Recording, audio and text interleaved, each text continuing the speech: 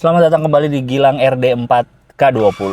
Sudah lama sekali tidak bikin video soal RD4K20 karena memang lagi nggak ada apa-apaan gitu. Tapi sekarang saya ingin pergi ke bengkel yang bisa benerin speedometer karena speedometer saya ada sedikit bermasalah di beberapa titik seperti ini. Ini yang terjadi kalau gelap dan nyalain lampu speedometer. Tuh, harusnya kan kalau kita nyalain lampu gede, ini lagi nyala lampu gede nih. Kalau lagi nyala lampu gede kan harusnya ada tandanya, apa namanya, tanda lampu nyala, lampu lagi nyala gitu. Ini nggak ada, kecuali kalau kita ngedip, nah baru muncul biru tuh. Kalau kita ngedip tuh, harusnya kan nyala lampu biasa juga udah muncul nyala birunya. Terus juga ini buat kilometer, pas awal-awal beli nyala, ini baru mati beberapa bulan terakhir aja nih, harusnya nyala orange juga. Jadi sekarang gue kalau mau ngeliat kilometer di tempat gelap susah, harus nyalain lampu kabin. Begitulah kondisi speedometer ini sekarang. Kalau ABS emang lagi error nih, jadi nyala terus. Dulu juga udah pernah error gini sebelumnya, terus dimatiin, sekarang nyala lagi. Jadi kurang lebih yang pasti LCD kilometernya, terus indikator lampu gedenya, sama nggak tahu deh, mungkin ada beberapa lagi yang mati dan gua nggak sadar. Nah seperti itu yang mau dicek. Oke, sekarang saya ingin berangkat ke bengkel yang saya dapat di Instagram, namanya SPD, dan ada cabangnya di Jakarta, di Trogong, Jakarta Selatan. Jadi sekarang mau jalan ke sana. Oke, semoga bisa membetulkan yang rusak-rusak dari indikator speedometer mobil ini.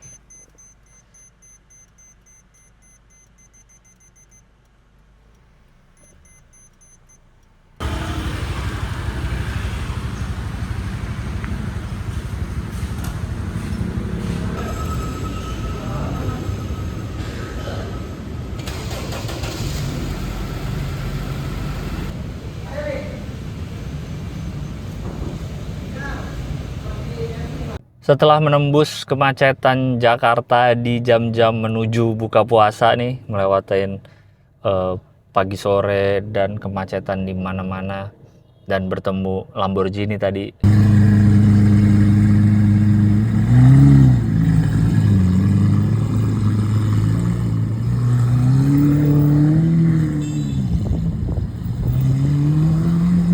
Asik banget kayaknya ngabuburit pakai Lamborghini ya. Akhirnya mobil sudah saya ambil dari SPD dan ini dia sudah beres speedometernya. Jadi tadinya yang kilometernya mati nih sudah nyala lagi, udah itu aja sih sebenarnya. Terus yang ternyata lampu emang nggak ada gitu. Kalau dim doang ada, nggak semua mobil ada ternyata. Mungkin mobil-mobil baru doang kali yang ada ya. Yang penting sekarang kilometer udah nyala terus orange. Ini dalam kondisi lampu mati atau lampu kecil atau lampu gede, dia emang harus tetap nyala orange. Tadi tuh ternyata tidak ada masalah di lampunya, di backlit. Coba ya gue lihat chatnya dulu ya.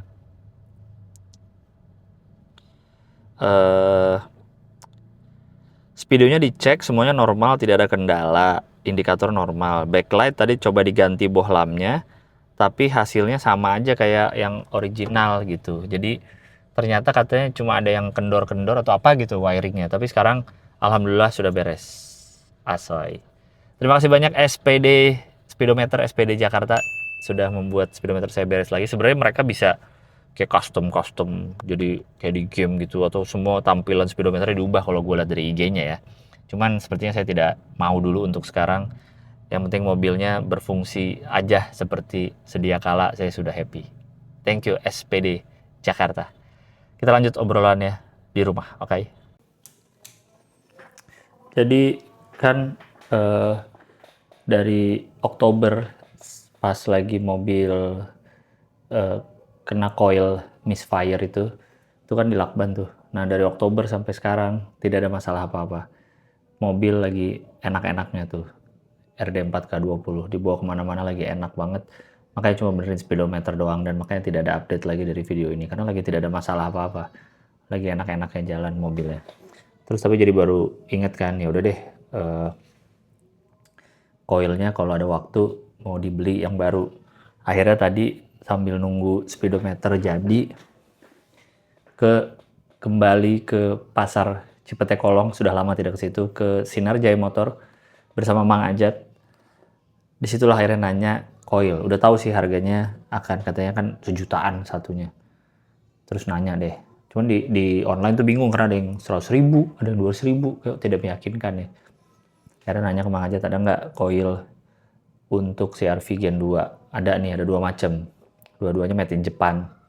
Yang satu 300.000, yang nomor 2-nya lah. Yang nomor satunya yang aslinya, yang sama kayak bawaan pabrikan Honda, itu 900.000 harganya. Sama secara bentuk tuh, Denso juga dua-duanya. Malah kalau dipegang-pegang yang 300.000 tuh kayak lebih berat gitu. Setelah mikir, itu kan butuhnya, kan ada 4 coil, terus ada 2 kan yang sudah dilakban.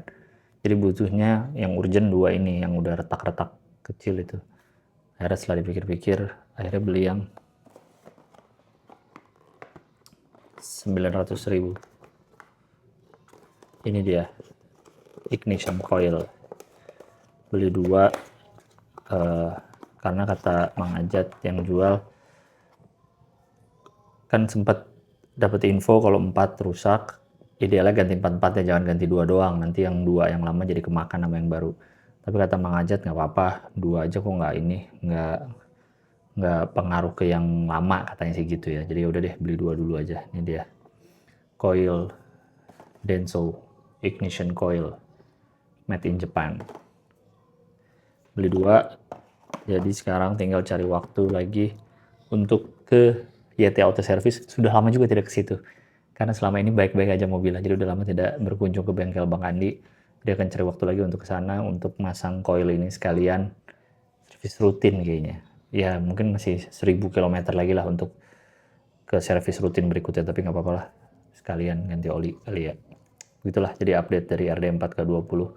Tunggu video berikutnya akan memasang coil ini ke mobilnya. Oke. Semoga sehat-sehat selalu mobil kita semua. Sampai jumpa di RD4 K20 berikutnya. Bye-bye.